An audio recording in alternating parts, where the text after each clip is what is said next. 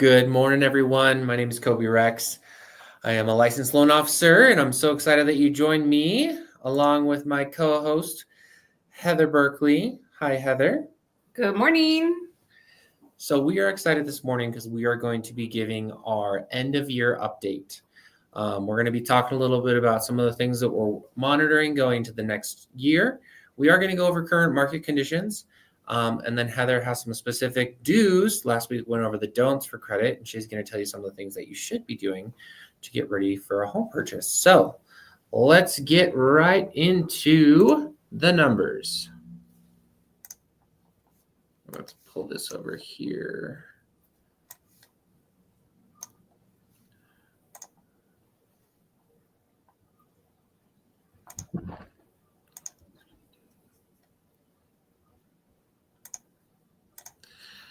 Okay.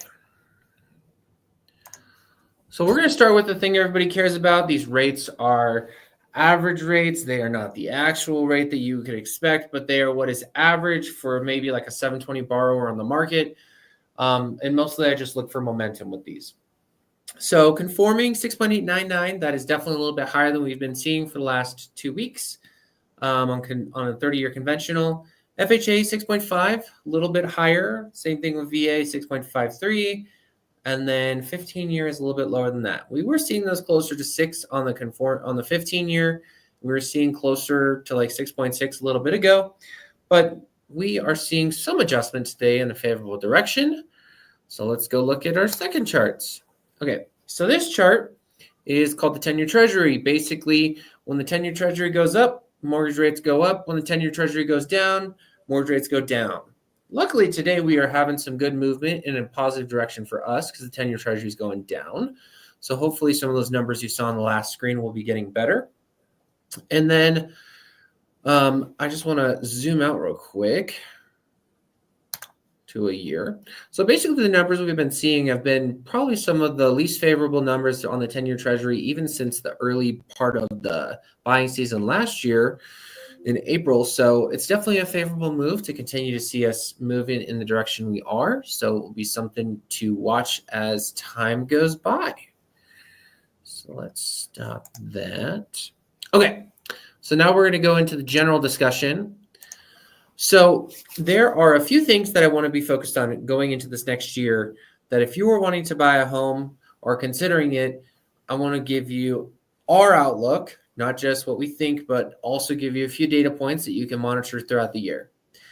My general statement that I want to make for this next year is that I am not anticipating that interest rates or home prices are going to make significant moves in the next 6 months. What does that mean? That means if you are thinking about buying a home, this is for all the fence sitters out there that are waiting for things to just fall apart in the real estate market. I'm not seeing it going into this next heavy buying season going into the summer. What I would really be emphasizing is that if it is something you're considering because your family's growing, you are got that new job promotion, you really want to make that a goal, there are things between now and the summer that you can take care of so that way you are ready to make a purchase. I'm going to give you some indicators that are going to support what I'm saying. So we're going to go through the 4 that I'm seeing. So there's the Fed funds rate, inflation, unemployment, and consumer confidence. So let's start with the federal funds rate. So basically the Fed actually just met 2 weeks ago, and what they updated was that they lower the rate now, but they also said they're not going to lower it as much in the future. Basically, what that means to me is a lot of times people have been saying, oh my gosh, we're going to see rates go down a ton. With the Fed saying that, hey, we're not going to lower those rates as much, that suggests to me that we're not going to see as much rate volatility, that anybody waiting for the killer rate probably isn't going to see it as much based on that indicator. And now what I want to do is build off of what the Fed funds rate, how they make that in terms of certain indicators they're looking for. So let's talk about positive indicators. So we're going to talk about inflation. So we had one of the most favorable readings of inflation this last month. It was the lowest it's been in many, many months. So for anybody that has been tracking, what the Fed tries to do is keep inflation as low as possible, right around like 2%. and the reading that we just had was better than it's been for a while. So that means that they're probably, what the Fed does is if the inflation goes too high, is they'll raise rates to try to slow growth. It's kind of the way that they do it. So that's nice that they're actually going to be doing that. But we're not expecting a ton of increase because inflation looks like it's getting under control. In terms of one of the things that they're not probably as excited about is unemployment is still getting what we call stickier. What I mean by stickier is that we're now seeing that unemployment is taking the continuing claims, meaning people that are unemployed, that duration of time is the largest it's been now since 2018. There was a blip in COVID that it's really hard to measure the numbers, but excluding COVID, continuing claims are as significant as they were back in 2018. So ultimately, what the Fed is wanting to do is reduce the unemployment rate without compromising and increasing inflation. So this might give a little bit of a hinting that we are going to see some reduction of the federal funds rate, which might reduce the mortgage rate, but not betting a whole lot on that. And I'm going to finish with the most positive metric that I'm really hoping will drive a little bit of movement this summer is that consumer confidence. So over the last few months, especially going through the election, we have seen a drop in consumer confidence going into the election, and now we're starting to see a little bit of optimism on the consumer confidence. What this means, especially if you're a seller, is hopefully that there's going to be more buyers looking at your house, and then if you're a potential buyer, that you might be having a great year where it makes sense financially for you to get off the fence and actually go and buy a house this year.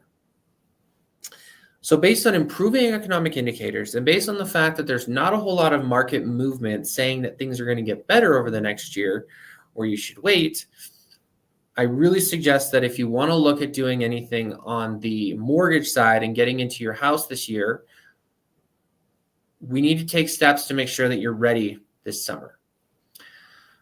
And to talk about a little bit of some of those things that you can do to get ready for the summer, I'm going to hand it over to Heather, who's going to talk about some of the things that you can do to help your credit.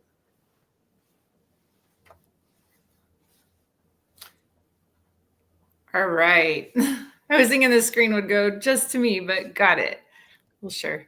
Oh, there we go. Good morning. Happy Monday. Last Monday of the year. So this time of year is great because we're getting bonuses, company bonuses for some people. So what are you going to do with it? If you're in the market to shop for a house, which we just learned, the best time to buy is now. So beat the spring rush that's going to be coming. But anyhow, so we know that rates are not really going to change much and we're just going to keep moving forward. And now you have those bonuses. So what's a good way to utilize them and be ready for your mortgage? So last time we talked about mortgage don'ts. Now we're going to talk about mortgage dues. So you have that bonus and then you see you could move forward in other areas, but the best thing to probably do is to put that in the bank and wait and see, or give us a call and we can strategically plan with you about what debt to pay off or manage to get you in a perfect position for purchasing that house. So some of the dues that we need you to do while you're going through the purchase process, that would be continue to make payments on your current mortgage if you are an owner. Try not to move if you're renting or an owner, like try not to change your address. Do keep all of your accounts current. Don't like stop paying on something. We do get you pre-approved with a soft pull, but later on, once you're in contract and ready to purchase, we are going to do a hard pull, and those two kind of need to look the same. So make sure you're making all your payments. Try to keep the same employment. We're pretty much working to prove that you meet all the qualifications for the loan that you've applied for. And so we're working as a team together. So if you were to change employers within that time period, then it's just more of a scurry. So we ask that you don't do that. If you do absolutely need to, we can definitely work towards it to help prove that. But yeah, it's 24 months of consecutive employment to say that you do have the ability to repay for your loan. The next thing is to keep your insurance the same. So the company that you're currently working with, go ahead and keep that the same.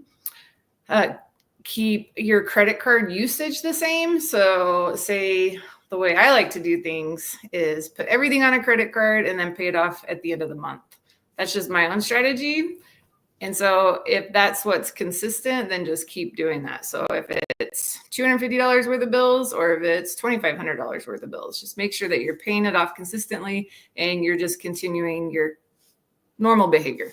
Try not to take it and put on new behavior. I know it's Christmas and we talked about accumulating debt. Using those bonuses to pay it down might be good, but really call us and we'll talk about it.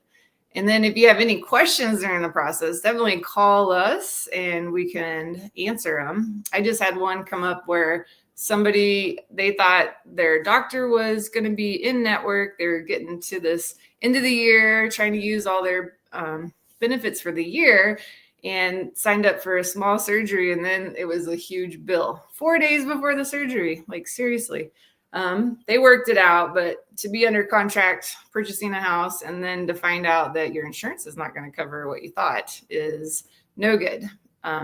But yeah, so they worked through it and the insurance did step up to the plate. The other thing that you can do is tell your friends and family and coworkers about us. We're here to help you, help everybody become a homeowner because we definitely believe that's how you build wealth. So thank you. Call with any questions. Awesome. Thank you so much, Heather. I love how you're talking about those bonuses. I think one of the ones that I can't believe we're already starting to think about too is a lot of people I know are looking at getting those tax returns back. And those tax refunds are coming up. So definitely another thing to be excited about to help lower some of those bills that you accumulated over the holidays. So yeah. So in addition to everything that Heather said, in order to help you get ready, one of the tools that we've actually made that we'd like to give to you is that we've actually made a mortgage affordability calculator. So that way, a lot of times you'll see on all these different websites just, hey, this is what your payment's going to be. So that's part of the equation. What we truly believe is that if you're going to be in a mortgage, you need to make sure that you know what you actually qualify for. So this calculator is kind of cool because it allows you start with whatever purchase price you're looking at, and then you can put in your jobs that you and your significant other might have. It's going to be in the loan with you. And then you can also list out a lot of the payments you have for like credit cards, student loans, and car loans. And basically what it allows you to do is if you're trying to get in your first house, it'll actually use all that data and tell you, give you an estimate of what you qualify for. So if you're interested in getting that, we'd love to share that with you. So comment calculator below, and we'd love to get that over to you so we can start that process.